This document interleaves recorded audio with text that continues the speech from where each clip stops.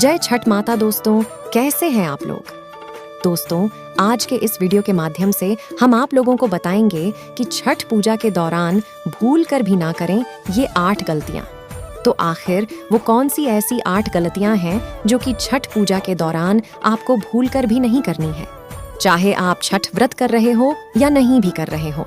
लेकिन दोस्तों, video start करने से पहले आप लोगों से रिक्वेस्ट है कि अगर अभी तक आपने मेरे इस सन्यासी जी के चैनल को सब्सक्राइब नहीं किया है तो चैनल को सब्सक्राइब कर दीजिए। एंड अगर वीडियो पसंद आएगी तो वीडियो को लाइक जरूर कीजिएगा। तो दोस्तों, आपको बता दें कि साल में 2 बार छठ पूजा आता है, एक कार्तिक माह के महीने में और दूसरा चैत के महीने में। तो दोस्तों, कार्तिक महीने में शुक्ल पक्ष की षष्ठी यानी छठी तिथि से छठ पूजा की शुरुआत हो जाती है। यह पर्व 4 दिनों तक मनाया जाता है। दोस्तों, आपको बता दें कि साल 2023 में कार्तिक छठ पूजा 17 नवंबर से शुरू हो चुका है। 17 नवंबर 2023 को नहाए खाए किया गया, 18 नवंबर को खरना है और 19 नवंबर को संध्या अर्घ होगा और 20 नवंबर को सुबह अर्घ देकर उषा काल अर्घा देकर व्रत का पारण किया जाएगा। दोस्तों, छठ पूजा बहुत ही पवित्र पूजा होती है। यह दिन छठी माता को प्रसन्न करके उनकी कृपा प्राप्त करने का होता है। इस दिन ऐसी गलतियां करने से बचना चाहिए जो अशुभ घटनाओं या अशुभ फल का कारण बनती है। मान्यता के अनुसार छठ मैया बड्ढी दुलारी होती है और छोटी छोटी बातों पर नाराज हो जाती है। इसलिए छठ पूजा के दौरान कई बातों का ध्यान रखना चाहिए। तो सबसे पहले चलिए जानते हैं छठ पूजा की महिमा क्या है। तो जिन लोगों को संतान नहीं हो रहा है या जिनको संतान संबंधी परेशानियां हैं, उन लोगों को तो छठ व्रत जरूर करना चाहिए। इस व्रत को रखने से संतान संबंधी सारे कष्ट दूर हो जाते हैं। इस व्रत के नियम बहुत कठिन हैं। मान्यता के अनुसार भले ही आप छठ व्रत ना कर रहे हो, लेकिन इन दिनों आपको भूल कर भी मांस, मदिरा, प्याज और लहसुन का सेवन नहीं करना है। घर का कोई एक सदस्य भी अगर छठ व्रत रखा हो तो नियम पूरे परिवार को मानना पड़ता है।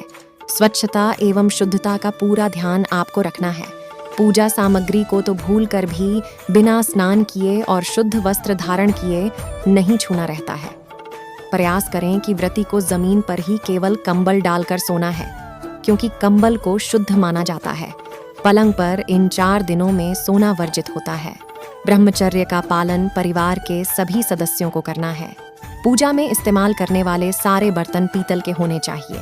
यहाँ तक कि आप सूर्य देव को जो अर्घ्य देंगे, अर्घ का लोटा भी पीतल का ही होना चाहिए। भूलकर भी आप स्टील के या प्लास्टिक के बर्तन से आप सूर्य भगवान को अर्घ्य नहीं देंगे। बांस की टोकरी और बांस की सूप का विशेष प्रयोग होता है। तो छठ पूजा में आपको यह बात ध्यान रखनी है, क्योंकि अर्घ का जो सामान होता है वो बांस की टोकरी में ही रखा जाता है। नहाए खाए के दिन व्यक्ति को अरवा चावल, चने की दाल और लौकी की सब्जी खानी चाहिए। इसके अलावा आप जो भी खाएं वो शुद्ध और सात्विक होना चाहिए। लेकिन ध्यान रहे, प्याज लहसुन डालकर उसमें नहीं बनाना है। पहले व्रती को खाना है, तब घर के अन्य सदस्य प्रसाद के रूप में भोजन को ग्रहण करेंगे। छठ व्रत का जब प्रसाद बनता है, चाहे वो खरना का हो या अर्घ का हो, भूलकर भी वहां पर बच्चों को जाने नहीं देना है। और प्रसाद बनाते समय ध्यान रखें कि कोई झूठा बर्तन वहां पर ना रहे, अर्थात शुद्धता का पूरा ध्यान आपको रखना है। छठ व्रत का मेन प्रसाद ठेकुआ होता है। ठेकुआ बनाने के लिए जो गेहूं धोया जाता है और सुखाया जाता है, उसमें भी शुद्धता एवं स्वच्छता का ध्यान रखना है। ध्यान रहे कि कोई भी चिद्धिया इसे झूठा ना कर दें। छठ पूजा में केले का पूरा गुच्छा चढ़ाया जाता है और साथ ही गन्ना भी अर्पित किया जाता है। 5 प्रकार के फल रहते हैं। टोकरी में अनानास, बड्ढा नींबू, मूली, सेब, सिंघाड़ा, अदरक, कच्ची हल्दी, नारियल इत्यादि रखते हैं। पूजा के 4 दिनों तक आपको कोरे यानी कि नए वस्त्र पहनने हैं। चूड़ियां भी आपको एकदम नई पहननी होगी और साथ ही छठ मैया की मनौती को भी भूलना नहीं चाहिए। जो अपने मनौती मानी है उसे जितनी जल्दी हो सके पूरा कर लेना चाहिए। अर्घ्य देने के लिए जो आप प्रसाद बना रहे हैं, अर्थात तैयार कर रहे हैं, तो आपको तब तक कुछ नहीं खाना है जब तक कि प्रसाद पूरी तरह से तैयार ना हो जाए। अगर आप प्रसाद बनाने में व्रती की मदद कर रहे हैं तो पूरी शुद्धता के साथ आप वहां पर प्रसाद बनाने जाएं। दोस्तों, छठी माता के पूजा में कई प्रकार के फल अर्पित किए जाते हैं, इसलिए मान्यता है कि इस दौरान व्रती को फलों का सेवन नहीं करना चाहिए।